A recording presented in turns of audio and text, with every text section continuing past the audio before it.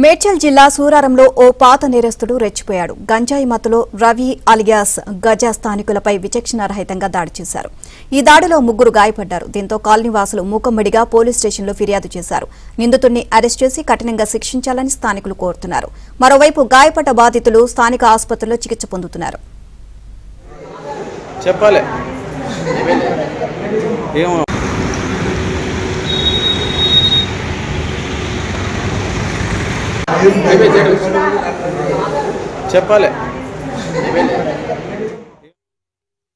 चाकू से मार के मेरा साथ फोड़ दिया, पूरा ब्लड गिरा, इधर भी मारा, इधर भी कटा है पूरा।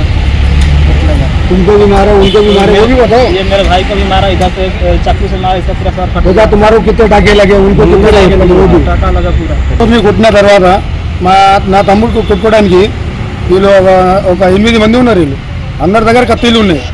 నా కత్తి తీసుకొచ్చి నా తమ్ముడిని కొడితే నా తమ్ముడు అరిచిండు.